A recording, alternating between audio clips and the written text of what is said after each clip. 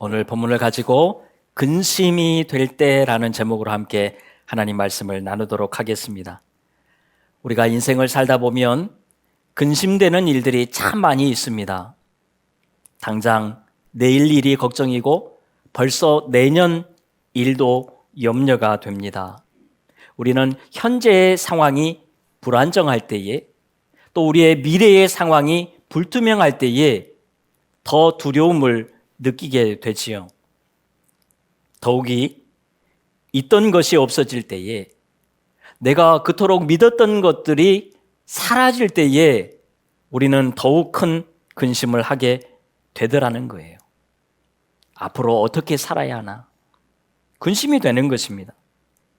여러분, 우리가 이 세상에 살아가는 데 있어서 어찌 어느 누가 근심 하나 없이 살아갈 수 있겠습니까? 그냥 근심이 찾아오잖아요. 나는 근심이 싫지만 어느 순간에 나는 근심의 자리에 앉아 있더라는 것입니다. 순간순간 이 근심이 찾아옵니다. 분명히 예배를 드릴 때까지는 괜찮았는데 교회 문을 열고 문 밖을 나가는 순간부터 우리는 근심에 쌓여서 또 살아가게 됩니다. 어쩌면 지금 이 말을 듣는 순간 방금 전까지 잊고 살았던 그 근심이 또 우리를 괴롭힐 수도 있을지 모르겠습니다. 그만큼 우리는 늘 근심 속에서 살아간다라는 거예요. 때로는 믿음 생활을 가지고도 근심하는 사람들을 보게 됩니다. 하나님 말씀대로 살지 못한 것 때문에 근심하기도 하고 또 하나님의 말씀대로 살아야 되기 때문에 근심하는 것을 우리는 보게 되지요. 늘 근심의 삶이 여러분 우리의 삶에 있다라는 것입니다. 오늘 본문에 나오는 제자들도 1절에 보면 예수님께서 이렇게 말씀하시지요. 너희는 마음에 근심하지 말라. 여러분, 제자들도 예수님과 함께 있는 제자들도 근심하고 있었다라는 거예요. 자, 제자들이 왜 근심하고 있었을까요? 예수님께서 자꾸 떠나신다고 말씀을 하는 거예요. 예수님께서 죽겠다고 말씀을 하시는 것입니다. 그러니까 근심이 되었던 거예요. 여러분, 제자들의 입장을 한번 생각해 보십시오. 3년 반 동안 오직 예수님 한 분만 바라보면서 달려왔습니다. 여러분이 예수님의 제자라고 한번 가정을 해보십시오. 여러분들이 3년 반 동안 다른 것 보지 않고 오로지 예수님 한 분만 바라보면서 달려왔습니다. 그리고 이제 보니까 거의 자기들이 생각했던 고지에 다다를 때가 되었습니다. 그런데 이런 때에 예수님께서 떠나가시겠다는 거예요. 예수님이 죽겠다는 것입니다. 여러분, 그러면 우리 같아도 두렵지 않겠습니까? 예수님 바라보면서 달려오면서 내 생업도 포기하고 내 삶도 포기하고 가족도 다 내려놓고 예수님만 따라왔는데 그 예수님이 사라진다라고 생각을 해보십시오. 두렵지요. 어떻게 살아야 하나? 인생이 막막하지 않겠습니까? 예수님 없는 그 삶을 생각해 본 적이 없는데 예수님이 없는 삶을 생각하니까 두려운 거예요.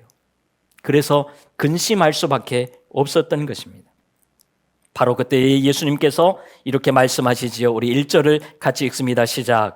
너희는 마음에 근심하지 말라. 하나님을 믿으니 또 나를 믿으라. 아멘.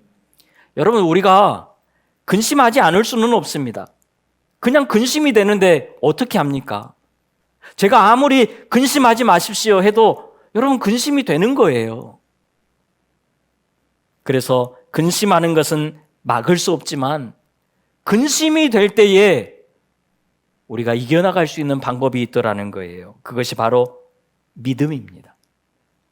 우리의 문제를 능히 해결하실 전능하신 하나님을 믿는 것이고 우리와 늘 함께 계시면서 우리를 도우시고 이끌고 가시는 그 예수님을 믿는 거예요. 여러분, 이런 믿음이 있으면요 근심을 이겨낼 수 있습니다. 하나님이 해결해 주실 거예요. 예수님이 해결해 주실 거예요. 여러분, 그때에 근심이 사라지는 거예요. 우리 한번 다 같이 고백해 볼까요? 하나님이 해결해 주실 거야. 예수님이 해결하실 거야. 여러분, 근심이 사라지잖아요. 여러분, 이런 믿음이 회복되고 근심을 이기고 살아가는 우리 귀한 성도님들 다 될 수 있기를 간절히 소망합니다. 자, 그러면서 이제 예수님께서 떠날 준비를 하십니다. 여러분, 요한복음 14장을 보면 예수님께서 떠나시는 것이 제자들을 완전히 떠나는 것이 아니라 제자들과 온전히 함께하기 위해서 잠시 떠나는 것처럼 보여집니다. 물론 십자가 사건 후에 3일 만에 부활하셔서 다시 제자들과 함께 하셨습니다. 잠시 떠난 것처럼 보였습니다. 그리고 승천하신 후에는 우리가 잘 아는 것처럼 성령님이 대신 오셔서 우리 안에 거하시면서 우리가 마치 예수님과 함께 있는 것처럼 되어집니다. 그래서 예수님께서 마치 떠나시지 않는 것처럼 이야기가 돼요. 그런데 여러분, 예수님께서 떠나셨잖아요. 부활하신 후에 40일 동안 제자들과 함께 있다가 승천하시면서 떠나셨습니다. 떠나시면서 내가 너희들이 본 그대로 다시 올 것이다 라고 약속하면서 떠나셨잖아요. 분명히 떠나셨습니다. 여러분, 안 떠나도 되는데 굳이 예수님이 왜 떠나셨을까요? 예수님이 떠나시는 것은 제자들에게 그리고 오늘 우리에게 너무 유익한 것이 있기 때문에 예수님이 떠나셨습니다. 그것을 말씀하고 있는 것이 바로 오늘 본문입니다. 그래서 예수님이 떠나도 너희에게 더 유익이니까 그것을 기억하면서 근심하지 말라라고 오늘 성경이 이야기하고 있는 것입니다. 자, 그렇다면 예수님께서 떠나신 이유가 뭘까요? 그리고 우리에게 어떤 유익이 주어지는 것일까요? 그 첫 번째는요, 길을 여시기 위함이다라고 말씀을 하는 거예요. 어떤 길이지요? 하나님께로 나아가는 길을 여신 것입니다. 여러분, 태초에 하나님께서 인간을 정말 거룩하게 완전하게 만드셨습니다. 그래서 인간이 하나님께 얼마든지 자유롭게 나아갈 수 있었습니다. 그런데 죄가 들어옴으로 인해서 이제는 인간이 하나님께 더 이상 가까이 나아갈 수 없게 되었습니다. 죄가 하나님과의 인간의 사이에 담을 만들었습니다. 구약의 제사도 완전하지 않아서 하나님께로 온전히 나아갈 수가 없었습니다. 율법도 마찬가지예요. 율법은 완전하지만 율법을 지키는 인간들이 불완전했기 때문에 하나님께로 온전히 나아갈 수가 없었던 것입니다. 그래서 예수님께서 잠시 떠나서 십자가의 길을 여신 거지요. 이 길을 여시기 위해서 예수님이 떠나신 것입니다. 그러면서 하나님과 우리 사이에 막힌 담을 완전히 해결하셨습니다. 에베소서 2장 14절 같이 읽습니다. 시작. 그는 우리의 화평이신지라 둘로 하나를 만드사 원수된 것 곧 중간에 막힌 담을 자기 육체로 허시고. 아멘. 예수님께서 십자가에서 죽으심으로 우리의 모든 죄를 완전히 해결하셨다는 것입니다. 아멘입니까? 그래서 우리가 하나님께 그냥 나아갈 수 있게 된 거예요. 오늘 본문 6절 우리 같이 한번 읽습니다. 시작. 예수께서 이르시되 내가 곧 길이요 진리요 생명이니 나로 말미암지 않고는 아버지께로 올 자가 없느니라. 아멘. 예수님과 도마 사이에 계속해서 길에 대한 이야기를 하고 있습니다. 예수님이 어느 길로 가신다는 거예요. 도마는 그 길을 알지 못하겠다는 것입니다. 그러자 예수님께서 내가 곧 길이다라고 말씀을 하시면서 그 길이 어떤 길이냐면 진리의 길이고 생명의 길이라는 거예요. 그리고 그 길을 따라가면 거기에서 우리가 전능하신 하나님을 만나게 된다라는 것입니다. 여러분, 그 전능하신 하나님이 뭐 하시겠습니까? 우리를 도와주지 않으시겠습니까? 은혜 주시지 않겠어요? 그래서 근심이 해결이 되는 것입니다. 예수님께로 나아가면 하나님께로 나아가는 길이 열려 있기 때문에 하나님 앞에 서는 순간 우리의 근심이 사라진다라는 거예요. 그래서 우리에게 유익이 된다라고 말씀을 하고 있는 것입니다. 그런데 오늘 우리의 삶을 보면요, 여러분 마치 세상에 진리가 있는 것처럼, 세상에 생명이 있는 것처럼 우리가 살아가더라는 거예요. 세상을 의지하고 세상을 소망하면서 그렇게 살아가더라는 것입니다. 그런데 여러분, 세상 어디에도 진리가 없습니다. 세상 어디에도 생명이 없습니다. 생명은 오직 예수님께만 있는 줄로 믿습니다. 예수님을 따라가면 하나님을 만나게 되고, 여러분 하나님을 만나면 끝난 거죠. 우리가 7월 달에 한 달 찬양으로 했던 찬양이 있습니다. 하나님을 만나면 끝난 것이다. 여러분, 하나님을 만나면 우리의 근심도 사라지고 우리의 문제도 다 끝나게 될 줄로 믿습니다. 그래서 우리는 하나님을 만나야 돼요. 하나님을 만나면 끝나는 거예요. 근심이 될 때에 예수님을 통해서 하나님께로 나아가야 되는 것입니다. 그렇게 하라는 거예요. 근심이 될 때에 예수님이 보이지 않아서 두렵고 근심이 될 때에 하나님께로 나아가라. 이렇게 지금 말씀을 하고 있는 것입니다. 자, 그러면서 두 번째 이유를 말씀하십니다.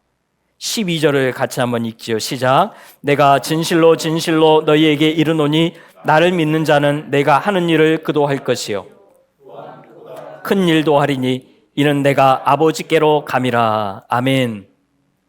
우리에게 더 큰 일을 하라고 예수님께서 아버지께로 가셨다라고 말씀을 하고 있습니다. 이것이 예수님이 떠나신 이유라는 거예요.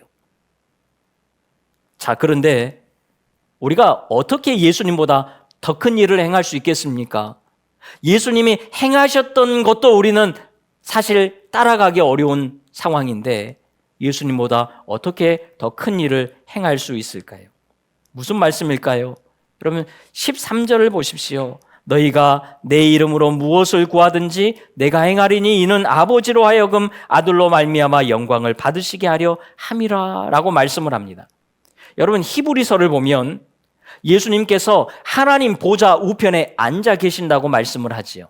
그러니까요, 예수님께서 하나님 보좌 우편에 앉아 계시는데 우리가 예수님의 이름으로 기도하면 예수님께서 그것을 들으시고 하나님의 능력으로 우리 가운데에 역사하시고 응답하시겠다는 그런 말씀이지요. 그래서 우리가 어떻게 보면 예수님보다 더 큰 일도 행할 수 있게 된다는 것입니다. 그런데 우리가 오늘 이 본문을 잘 보아야 합니다.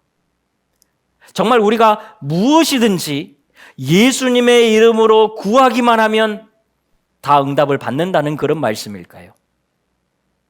자, 그렇다면 여러분, 오늘 우리는 모든 기도가 다 응답이 되어야지 맞습니다. 우리는 예수님의 이름으로 기도하잖아요. 그러면 다 응답이 돼야 돼요. 그런데 우리의 삶을 보면 그렇지 않다라는 거예요. 그렇다면 오늘 본문에서 말씀하는 이 진짜 의미는 무엇일까요? 무엇이든지가 아들로 말미암아 영광을 받는 것. 다시 말해서 복음 사역을 행하면서 내가 믿음의 길을 걸어가면서 그때에 부르짖는 모든 기도를 다 응답해 주시겠다는 그런 말씀인 거죠. 그런 의미에서 예수님보다 더 큰 일을 행할 수 있게 된다. 너희들이 기도하는 것은 다 응답을 받을 것이다 라고 말씀을 하고 있는 것입니다.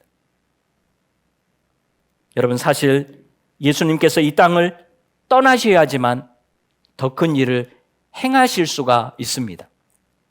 왜 그렇지요? 예수님께서 이 땅에 육신의 몸으로 계신다면 예수님의 사역이 한정되어 있습니다. 여러분, 예수님께서 아직까지도 육신의 몸을 입고 계셨다면 우리 좋은 교회를 방문하셨어요? 그러면 예수님은 여기만 계신 거예요. 그런데 예수님이 떠나시고 난 다음에 예수님은 영으로서 어디든지 계시는 거예요. 그래서 모든 교회에 예수님이 함께 계시는 것입니다. 더 큰 일을 행할 수 있는 거지요. 그래서 예수님께서 승천하신 후에 한 세기도 지나지 않아서 예수님의 12제자로 시작해서 정말 복음이 기하급수적으로 전파되는데 온 땅에 복음이 전파되면서 여러분 제자들은 오늘 예수님이 말씀하셨던 것처럼 예수님보다 더 큰 일을 행할 수 있게 되었던 것입니다. 더 나아가서 이 모든 일에는 성령님의 역사가 있었지요. 성령님의 역사로 제자들이 예수님보다 더 큰 일을 행할 수 있었던 것입니다. 여러분 이것이 예수님께서 떠나신 세 번째 이유가 되기도 합니다. 우리 다 같이 16절을 읽습니다. 시작. 내가 아버지께 구하겠으니 그가 또 다른 보혜사를 너희에게 주사 영원토록 너희와 함께 있게 하리니. 아멘. 예수님께서 떠나가신 후에 보혜사 성령님을 우리에게 보내신다는 말씀입니다. 그러면서 우리와 영원히 함께 하시겠다라고 말씀을 하고 있습니다. 그래서 오늘 본문에 보면 내가 너희와 함께 있을 것이다. 내가 너희와 함께 있을 것이다. 계속해서 말씀을 하고 있습니다. 어떻게 보면 예수님께서는 떠나셨지만 떠난 것이 아닌 거예요. 그리고 보혜사 성령님의 역할이 뭡니까?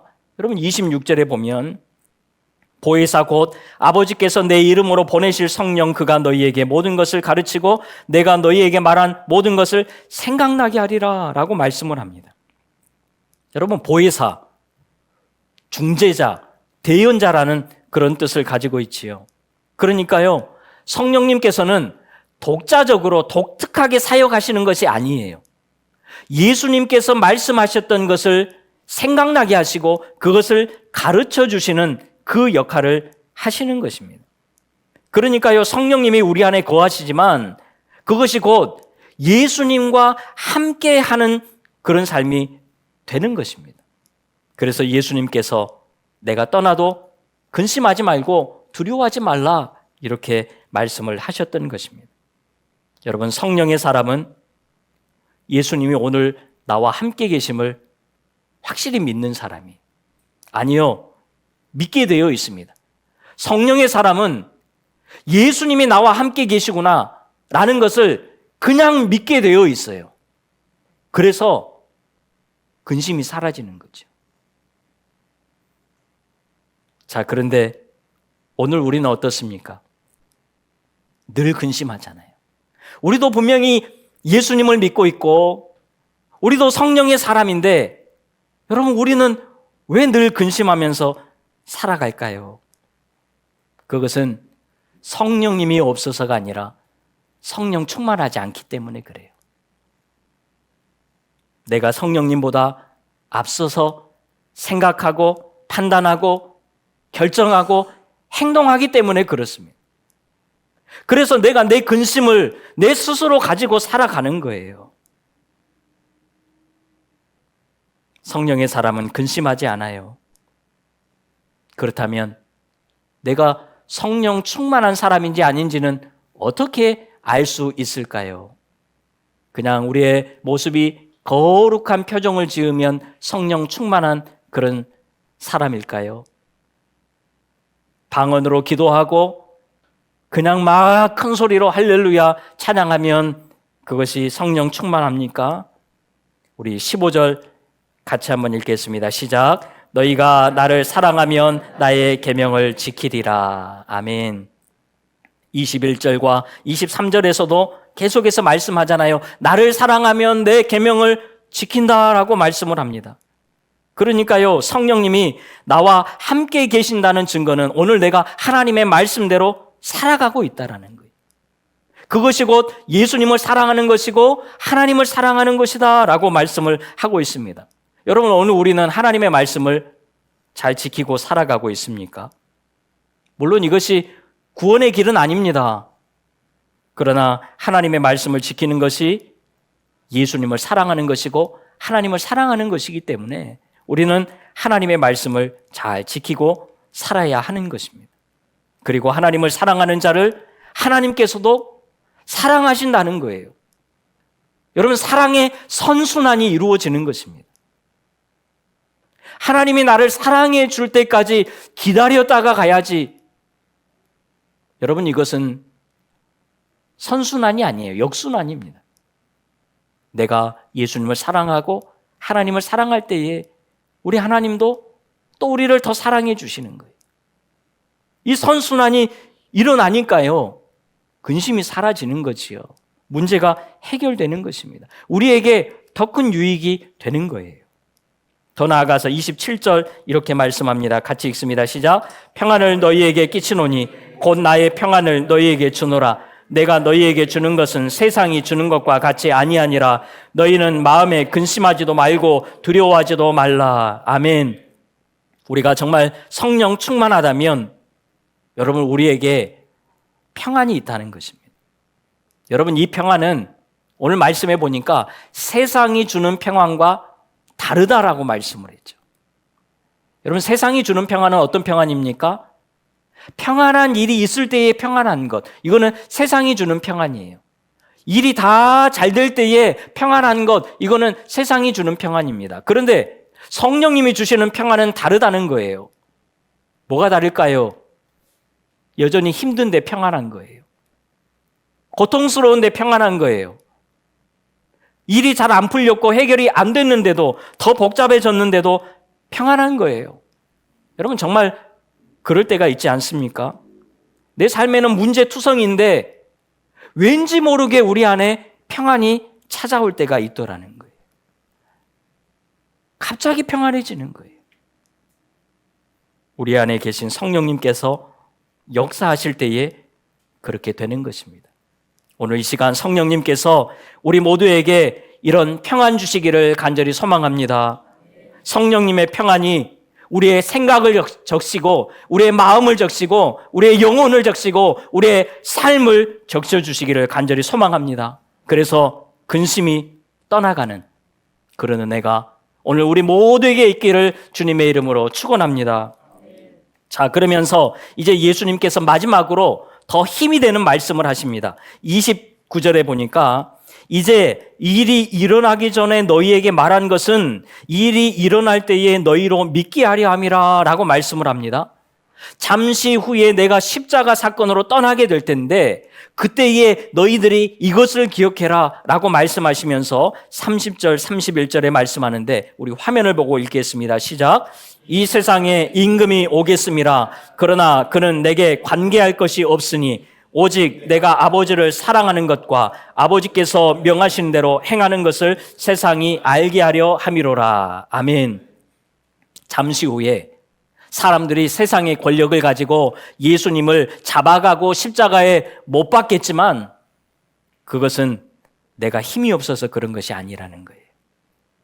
세상에서는 힘이 없으면 잡혀가서 십자가에 달려 죽을 수도 있지요. 그런데 예수님은 힘이 없어서 그런 것이 아니라는 거예요.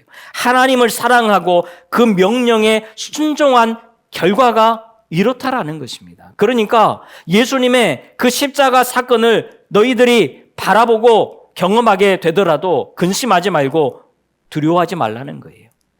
내가 이렇게 떠나는 것은 너희에게 더 유익이 될 테니까 더 믿음으로 힘내서 살아가라는 것입니다.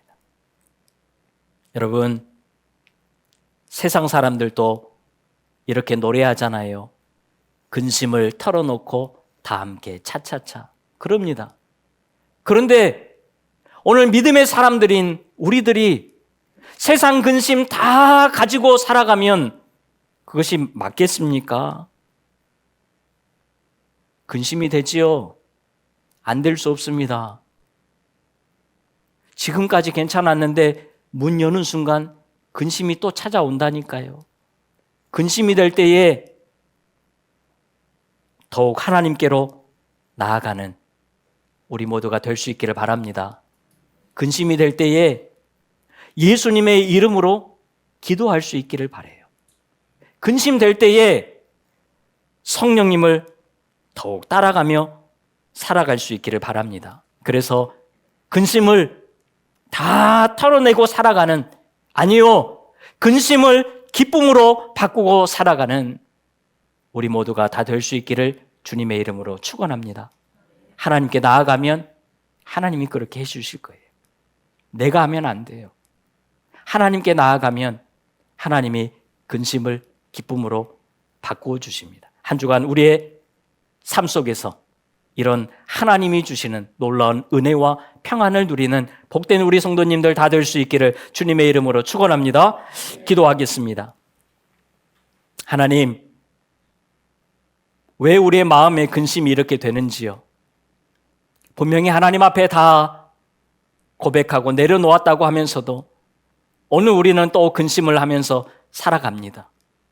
해결되지 않는 문제로 인해서 늘 답답함 가지고 눈물로 살아갑니다. 하나님, 우리의 이 근심이 사라질 수 있도록 우리가 하나님께 더욱 나아가고 예수님의 이름으로 기도하고 성령님을 따라서 잘 살아갈 때에 우리의 근심을 기쁨으로 바꾸시는 그 주님의 놀라운 능력을 경험하는 한 주간의 삶이 되도록 주님 도와주시옵소서. 예수님의 이름으로 기도하옵나이다. 아멘.